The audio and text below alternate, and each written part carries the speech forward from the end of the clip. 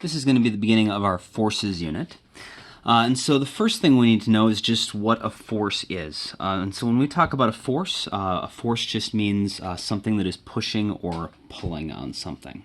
And so a force is just a push or a pull. Now, if you think about the act of pushing or pulling on something, you can push or pull on something different amounts. You can push harder or you can push softer, which means that it can have different magnitudes. And of course, you can also push on something in different directions. And so if something has both a magnitude and a direction, it must be a vector.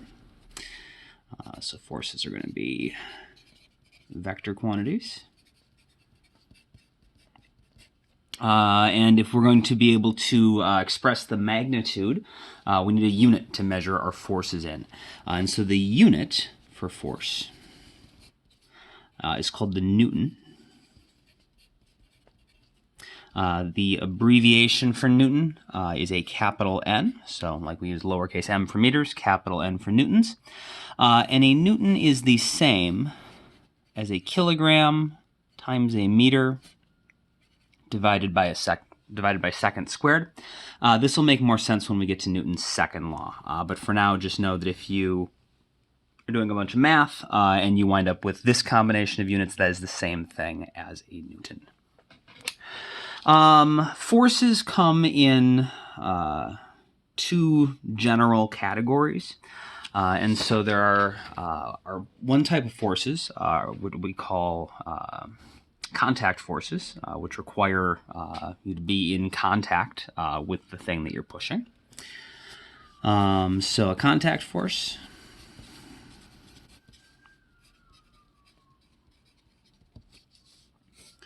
requires the object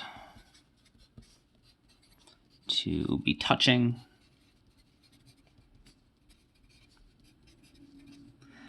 the thing exerting a force on it.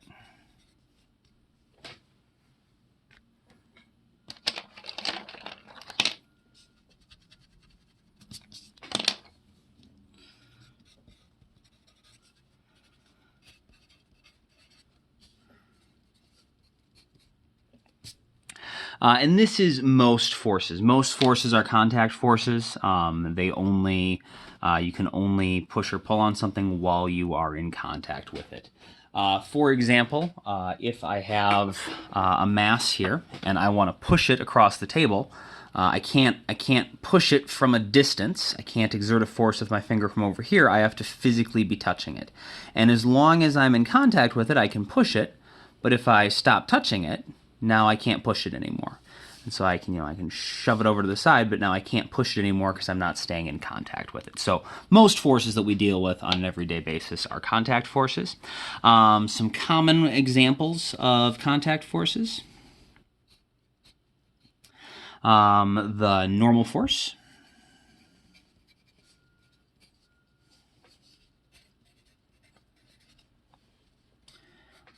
Which we're going to abbreviate as Fn.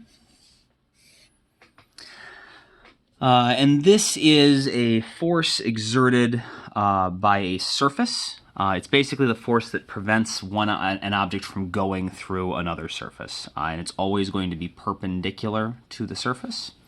So a force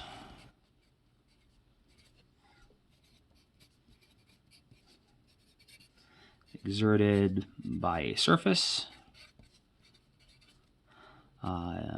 is always perpendicular to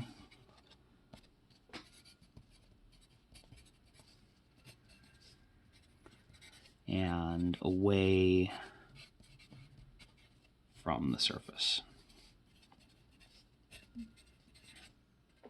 And so, for example, when I set this object on the table, gravity is obviously pulling down on my little mass here.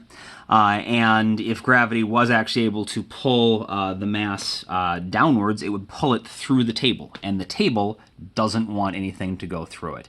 And so the way the table prevents the mass from falling through it is by pushing outwards and away from itself. So perpendicular to and away from the table. Since the table is flat, perpendicular to the table would be straight up back towards the camera. And so it's just pushing up to prevent the mass from going through it. Doesn't have to be upwards. If I have, say I just hold my pencil here, and I push the mass towards it, and then I get to the pencil doesn't want the mass to go through it. And so when I start pushing the mass against the pencil, the way the pencil prevents the mass from going through it is it pushes back with a normal force that is perpendicular to the surface and away. So in this case, that would be straight down on our camera. And that's going to push back on our mass. So anytime you have something in contact with a surface and that surface would be pushing on it, that is usually going to be a normal force. And it's always perpendicular to and away from the surface. Another common type of contact force we're going to run into is friction.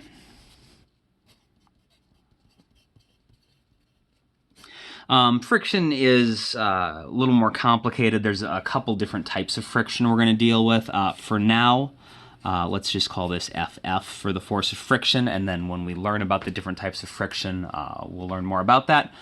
Friction is basically, it's always going to try to either slow an object down that is sliding across a surface or to prevent an object from moving. So tries to slow down an object that is sliding along a surface, or prevent an object at rest on a surface from moving. Like the normal force, friction is between the surface and the object. The difference is, while the normal force is pushing out and away from the surface because it's preventing the object from going through it, friction is trying to slow the object down as it slides along the surface or prevent it from sliding along the surface. And so friction is always going to be parallel to the surface. So as this is sitting on the table, the normal force is pushing upwards towards the camera.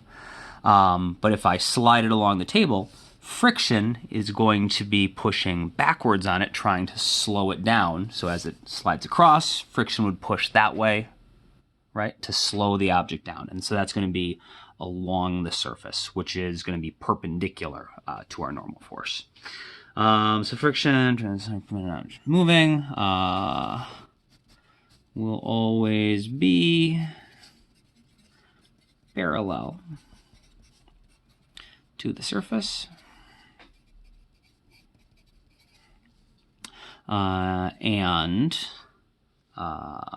Because it has to be parallel to the surface and the normal force is perpendicular to the surface, it will be perpendicular to any normal forces.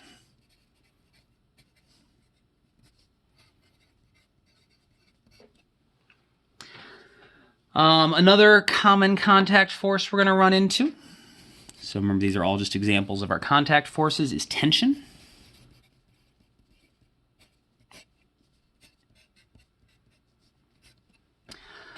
Tension is a pulling only force, and it's when you pull something with a rope or a string or something, that's a force of tension you're exerting on it. So this is the pulling force from a string, rope, etc.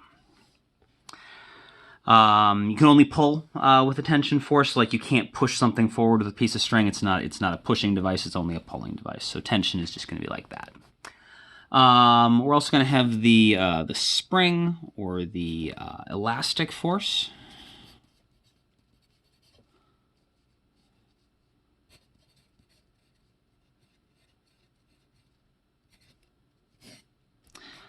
So this would be like Fs for the force of our spring.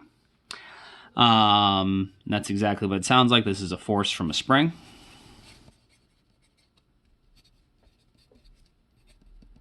So if you have a spring pushing or pulling on something, it has a spring force. Super boring name.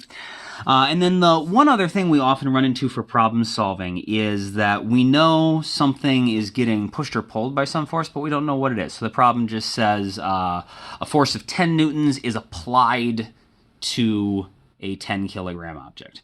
And so we don't know where that force is coming from. We just know that something is applying a force, something is pushing or pulling on it.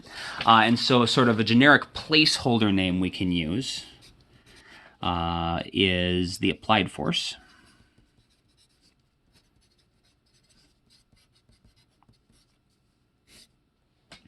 And this is just, it's not an actual type of force, it's a placeholder. Placeholder name used in problem solving.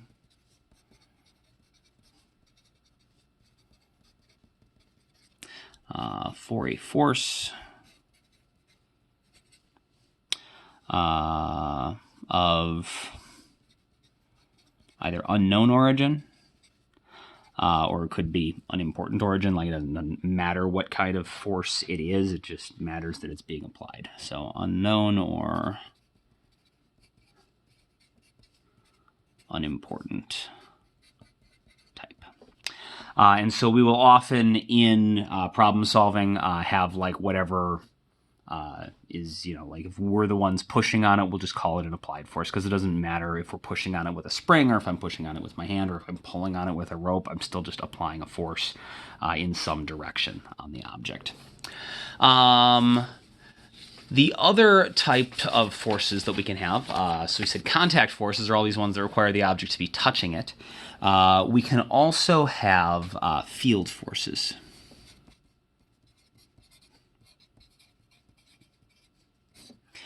And field forces are the opposite of contact forces. So contact forces requires the object to be touching the thing exerting the force on it.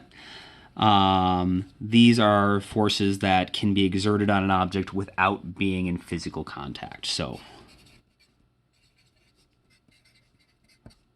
forces that can act at a distance. So without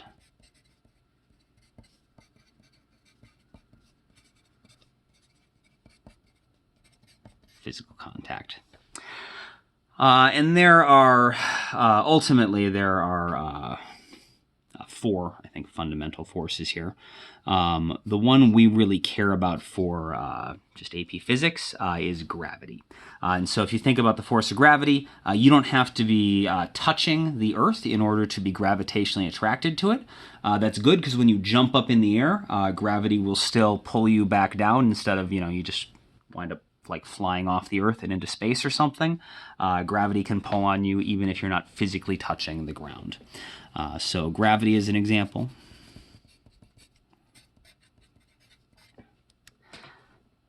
Gravity. So we use Fg for gravity. That's like I said, that's the main one we're actually going to use. The other ones that sort of come up at freshman level physics or sophomore physics, like in your first couple years, are going to be either some sort of electric and magnetic forces. Technically, they're the same force.